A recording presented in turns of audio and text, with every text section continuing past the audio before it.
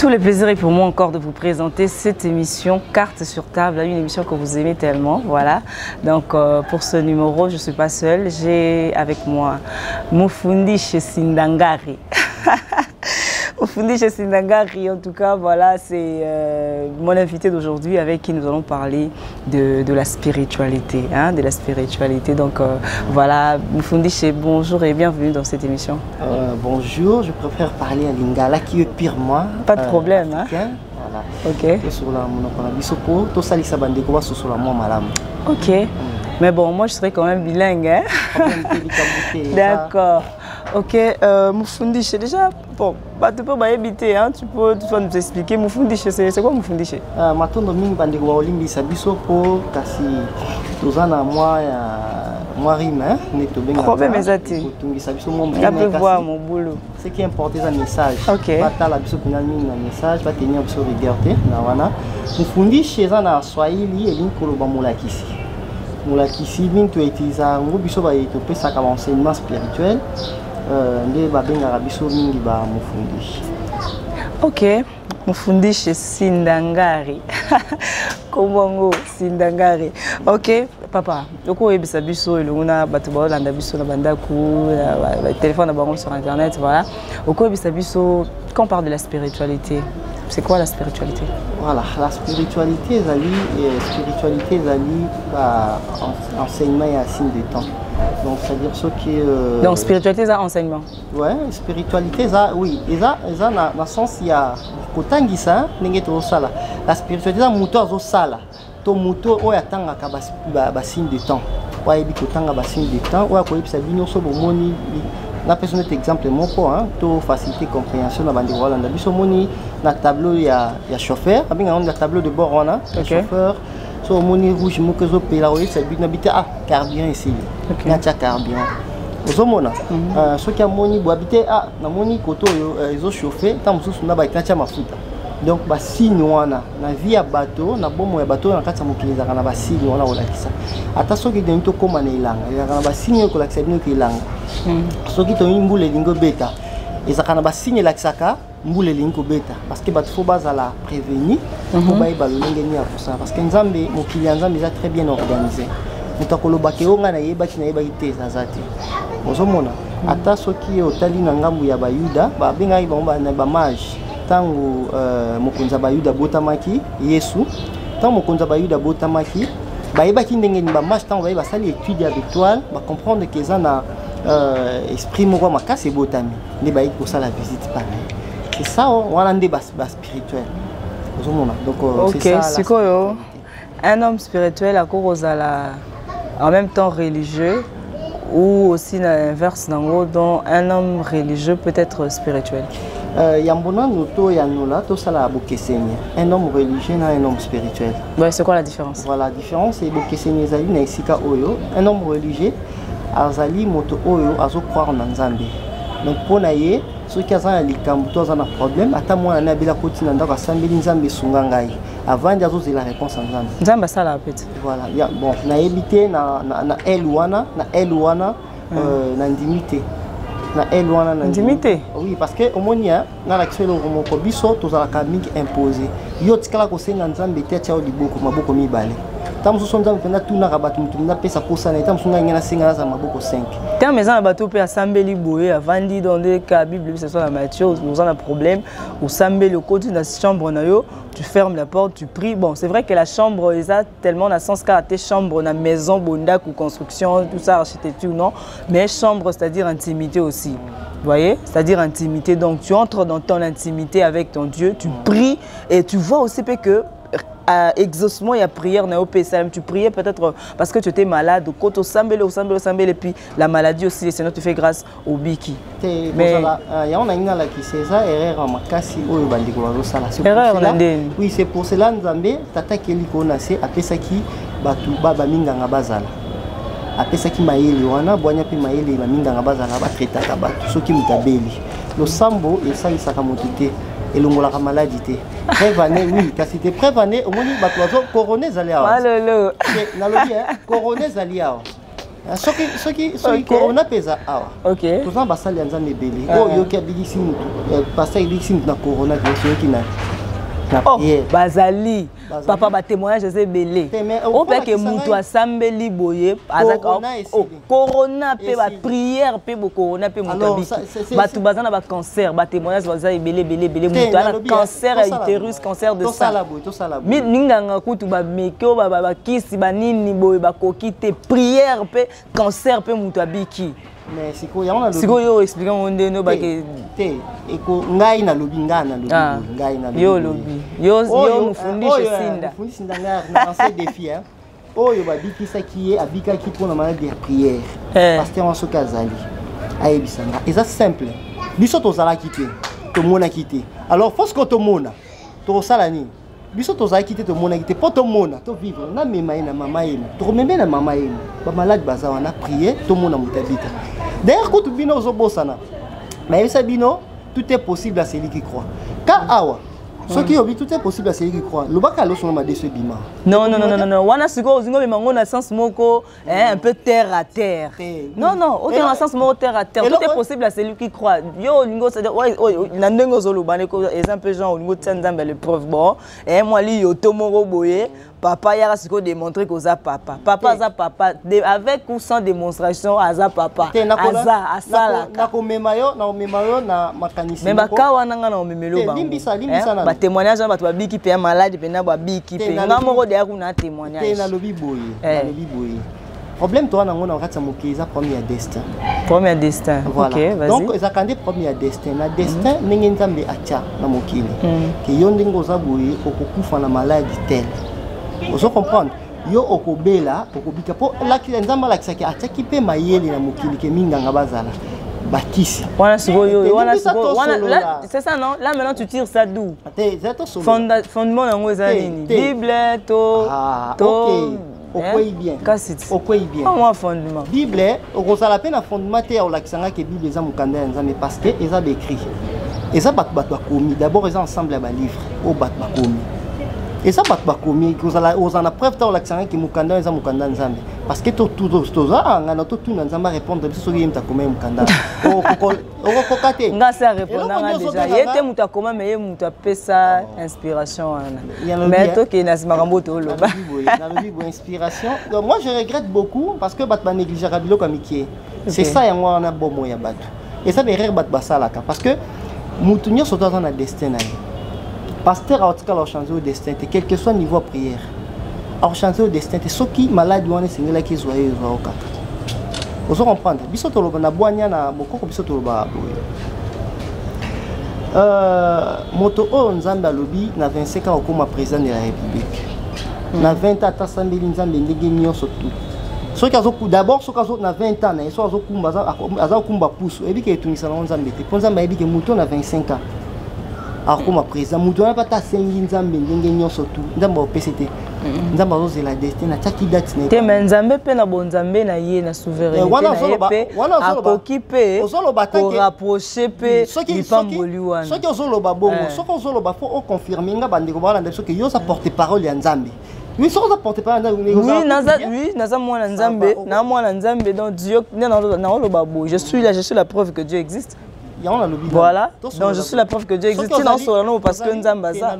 Ce qu'on a porté parole en Zambie, quand on a reçu ce qu'on a porté parole, pas seulement dans la place en Zambie, qui n'est pas oui, parce que seulement qui n'est pas salaka. Donc d'après yo, n'est pas non, n'est pas. Mais si qu'on peut yo kanzambe au travers na. Ah ok, moi ni siko. Au kanzambe au travers na. Au travers chagine ngazana. Ce qui solo là, ce qui au groupe sangai na répondre. Vas-y, OK. Voilà, parce que éviter nga tout ça la débat. Nayo, aux journalistes. Te ngana répondre yo na ligne. Non, tu n'auras pas au moins ba question sous na pour canal. Au moins ça ce qui dans ça la débat. C'est pour mutum ça zo zelana développer sujet wana. D'accord. Maintenant on zo kata, mais ça zo comprendre était na lobani. Allez-y. On comprendre. D'accord. Alors, to lobabu, ça c'est question à destin. OK. Et ça na batu mususu o bazali bakendaka d'après mon bakenda kuluka ba fétiche bakisi. Tant bakenda osinga pena bakisi azwaka. Vous comprenez d'après épée azwa kana bakisi. OK. Motu pas que senga nzambe azui d'après yo. Vous comprenez? Azui. Si tu as un kosa ni alobani. Donc nanzambe na nani ezana nka ndemo po kuno sengi apeso kuno sengi apesio. C'est-à-dire nanzambe okoma lokola basana bango ndenge moko. Parce que nzambe asoki epesenga pa nzambe akopesa pa na yepe akopesa. Kutu pa ya bato bakendaka babia bango kumilati mbala moko yo siko okozela mukolo kozo yebite. Mais bango mwe bayeba kakinga zozwa. Siko. Donc pour la c'est question à destin. Mutu nyo surtout azali na bomo ina yo. Ezakanabite ni bali bomo ya mutu. Tout ça a négatif na positif, donc bénédiction na malédiction. Motalika kana période ya pasi on a ngaka na la kisaka ndeko na moko na isake et le maman aboti muto aboti ordre des désordres. So des ordres des akati ordre meyate. C'est-à-dire quoi nzambe tanga keli mutu. Aibi que vous en la période na moko ya pasi, so il passe ici au côté la période na ya bénédiction. Donc il y a malédiction na même okili. OK. Période ya ilangeza la malédiction, il y a mokili parce que la poussière et la camine même bandité souffraka parce que la respirer bien la poussière est tendue. Alors tant qu'on a période de moula, il y a période d'abondance, il y a botaka malamu ni comme malamu, ça dit écoute la période il y a bénédiction. Nous avons fait ça bon moyen bateau. Alors mutaza la période na likara parce que kinde mutako qui pasité. A comme on ndo senga seku pa nzambe azo pesa nzambe azo de la temps na yo ekoka. Nzambe pesa c'est par rapport ya temps. Alors ceux qui mutabeli ce qui mutabeli eza sikoyo ba principe à mokili est-ce que ça respecté ou eza respecté ba principe à mokili eza nini koza kocha salité te liboso le pango parce que soko tie salité mu pepe wana kozwa ekokota ekopeso maladie OK kocha salité te parce que ngungia kozana wana kopesa yo malaria alors ce qui bolobi que prière ezo salisa eza ba prière salisa kabatu alors na ndimite nzamba zo pona bata ko salisa pour biso nyo tant le besoin moi na nzambe je crois que batunyo surtout ba oloba ba sabana nzambe alors ce qui batunyo so ba lobi ba sabana nzambe nzamba na bana o azopona ka na salisa o na salisete non non alors pas trop dans ce sens là dans le sens que tout est question de foi aussi non est-ce que yebi que ça mwana nzambe mais eza bilo mzuta mzu roza po sambelibu et le quoi net papa OK nanda ko bote papa ouais pour ça il y a 1000 francs osomba lipa na mwamba le pain mwambe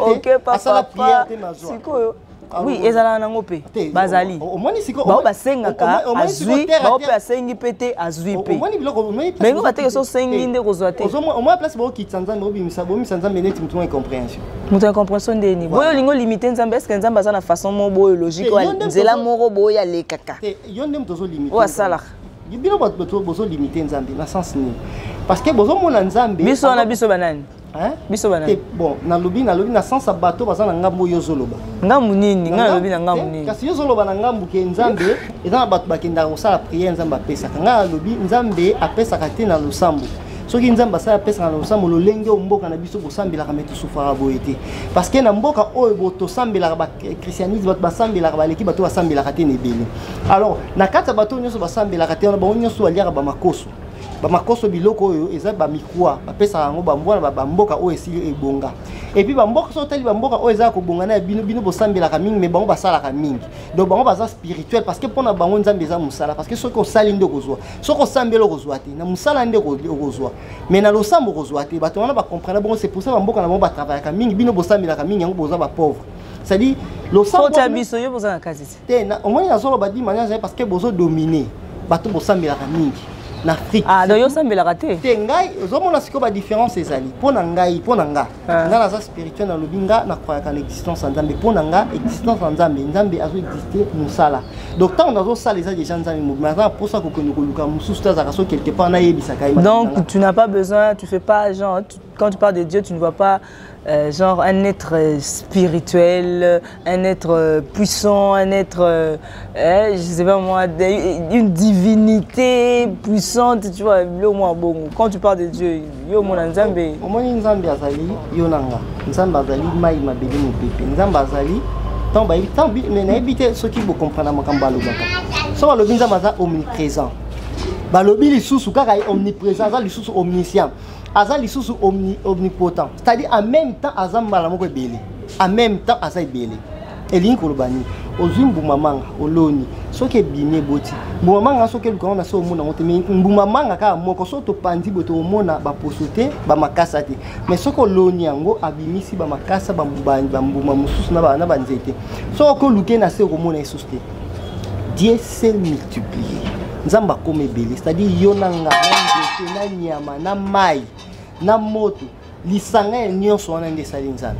Donc c'est-à-dire soki okaboli mopepe otie mopepe apart nzambe akoki te soki olongoli mbai na moki nzambe akoki te. Donc ensemble de tout yango babengaka nzambe oyo biso tozobenga nzambe. Nyonso wana oyo ndenge ozoloba wana eza bikelamu ya nzambe te.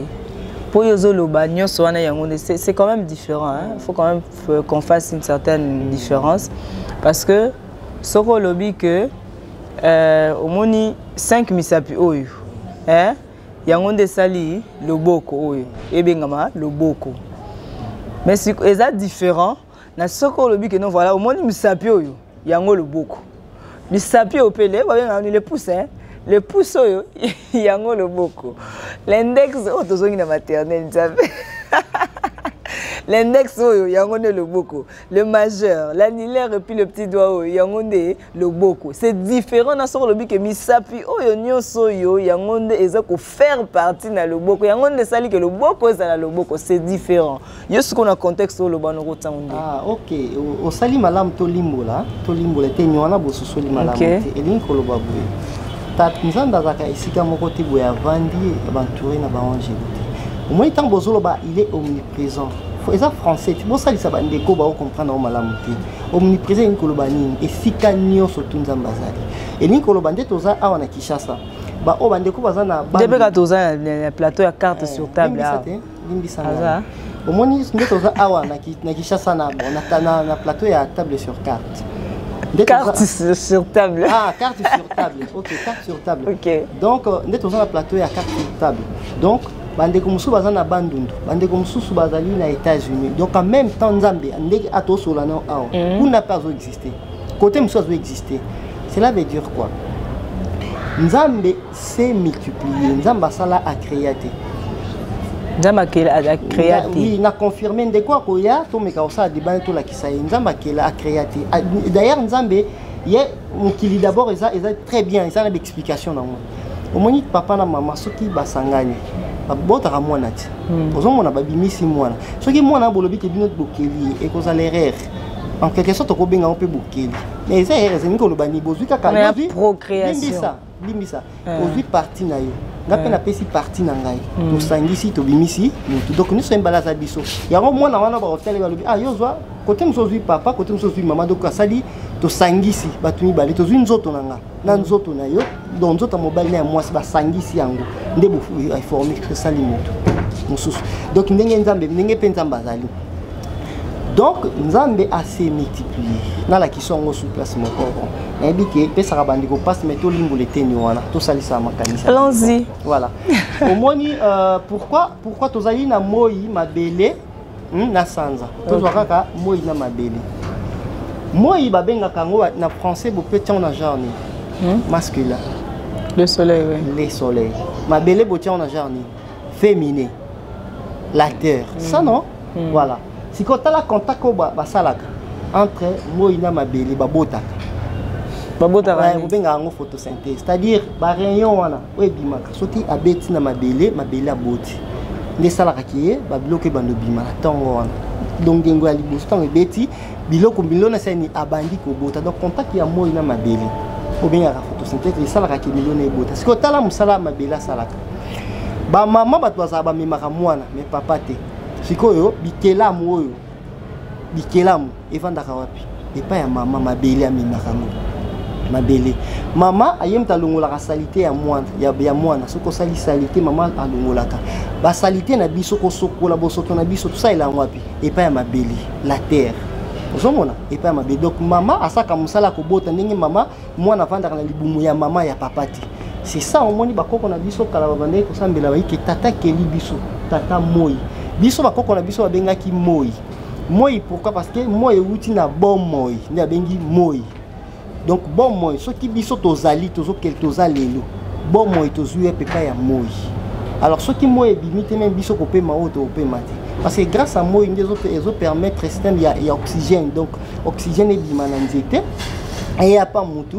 Moi ne topé ma détente au bendi. Moi no bendi oxygène et outil panzité c'est grâce à moi il n'ga bête qui nzité.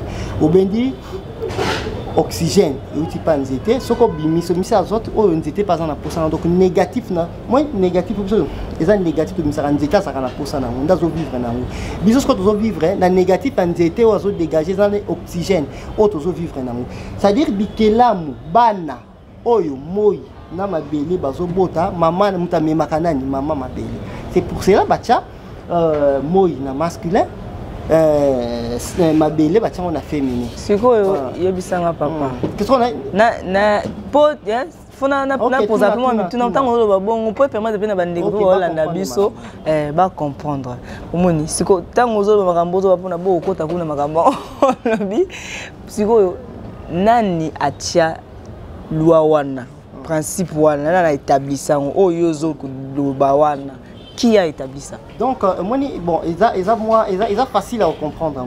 Ils ont la ils ont fonctionné. Fonctionnement, il y a un autre.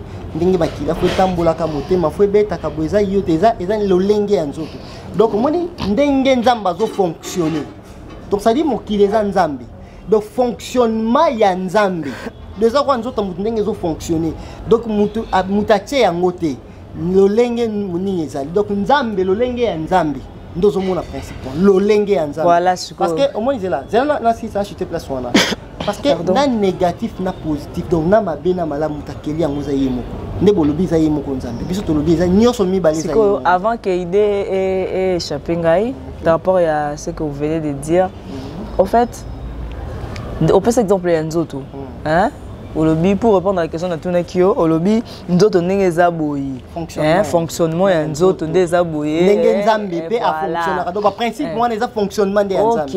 Donc il y a un bâti ya ngote za fonctionnement ya nzambe. Est-ce que oyebi pour na zona ramener juste une question par rapport exemple au PC wana. Est-ce que oyebi que ezana mutu pe na komona kata msamoni nda msubu omoni lisu nonde salibo omoni bato mukineza ka omoni so lisu epeta peta lisu ngambo moko boye c'est que damsu omona mutu mo ya bien omoni soko soka même mukusa musapesa baboko salo mukusa boseke ongo simba mbongo omoni ezana mutu musu ta musu pona ya moni ke eza ce qui lui s'appelle libo c'est que ça bon mais on a ça simine pe mbongo peut-être assez trompé ezana eloko musu ta musu soko la mukaboye oki libumu moi ballonnement na ventre wana bongo oyoki on bi les abosé qui ta mususu nazana ba microbe ba benga ngo ba microbe ngoni ngo bascaris soso ki nini wana kuna ezanga na libumu awa mais nzoka ezana ngo pe yango te mais yo sikoyo eza la même chose peut-être tant mususu na ndenge yo zoloba wana au fond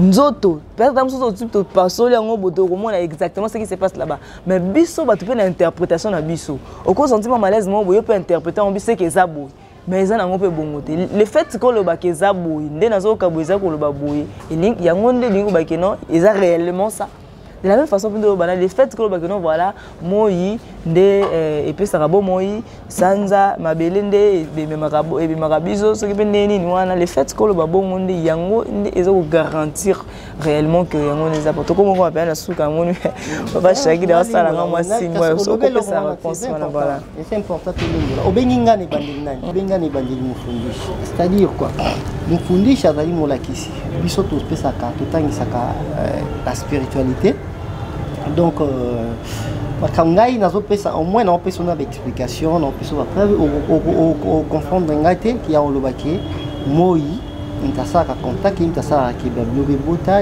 so grâce à moi ni oxygène ils a d'ailleurs prouvé scientifiquement on a tout dikamuté na sur na magabnazo ebisayo ils a fonctionnement parce que en dehors libanda nzambe za kate libanda nzambe za kate biso soza na kati donc Dieu s'est multiplié au moins ils ont fait ça passe mingi na ba bandeko musu azobenga basali ya nzambe moni babebisi bato mwa mingi omoni pendant par exemple biloko musu faut comprendre ka yango bien mpona nini parce que omoni eza na berere mingi ezosalama bato bazokende kokota na bisika esika baza sous la confiance ya baparole ya malamu te makambo malamu ya nzambe te omoni bato mosusu babenga bona mona alandaka prophète diwa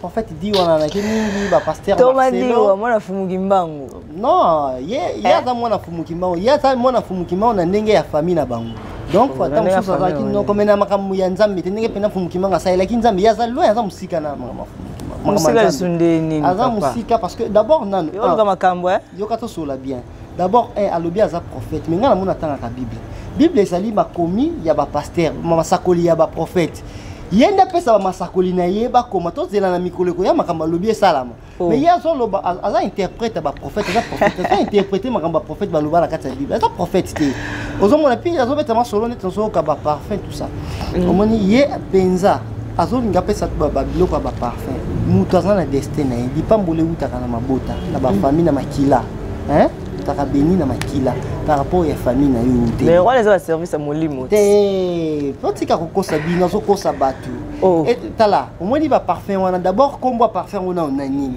parce que bon milimo na milimo kombo parfum wana faut pas se bino komona ngoto vérifier yango sur le plan spirituel et nini parce que parfum milimo nyonso tout ponga la yebi soki alinga lobaki soki alinga lobela on a sens à bokoko eza ba nini biso to yebi milimo bakoko na biso ezaka na posa lusango sango ba parfum oyo wana osala te sango nini lusango ezali oui ezali matiti moko ebotaka na zamba okozwa yango mélanger ne eloko te biloko ko mélanger c'est tellement suspect yango zaka babukaka yango oye otie opelisi milinga na yango ezobima benganaka milimo mabe ebendaka milimo ya malamu ozomona moto kobonga ya mutu eza destin ninge tata keli ko se ninga tie mukolo na yo soki ekoki eza destin na yo mutu ko forcer kobonga na yo te eza banganga bato ba forcer ka banganga kisi bakendaka okezwa kisa mbongo opesa yo siko yo lingolo bake to madiwa mwana fungoki mbangu do siki mambo sala eza fétiche te makambo zo sala wana naloba te fétiche ta mususu mo wana ekobima soki ndenge ni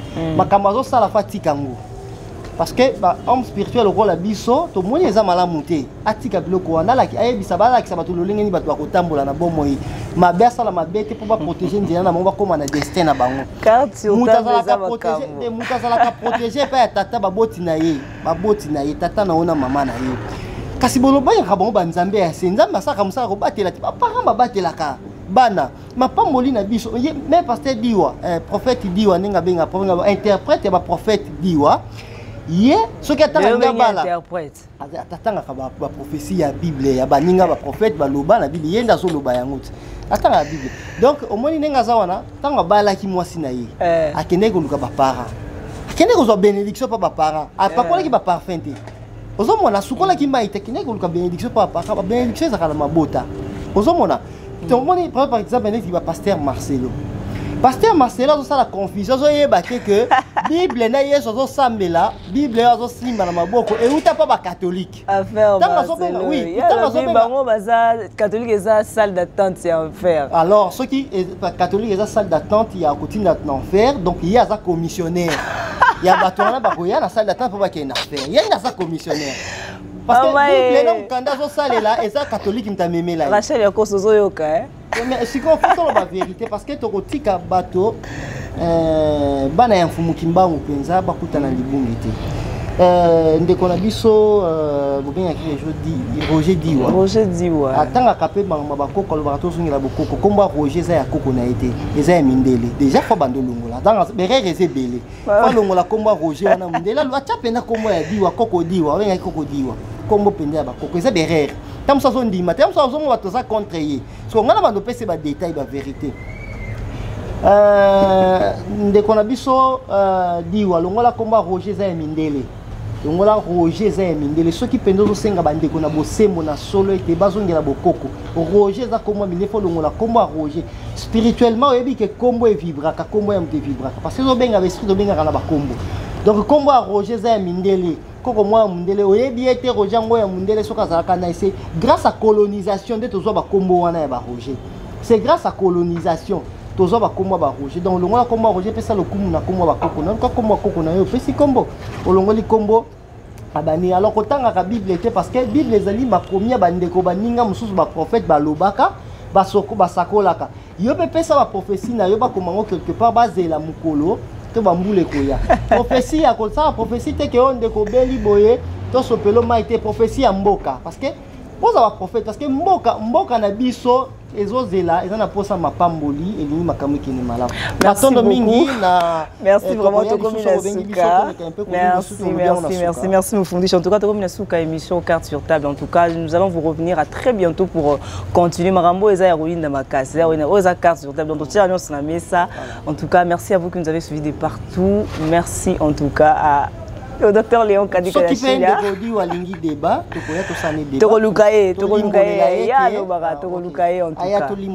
Voilà, merci beaucoup docteur Léon Kadika Dachila, Mister Transparent, Michael Timbo, le mignon de Timbo.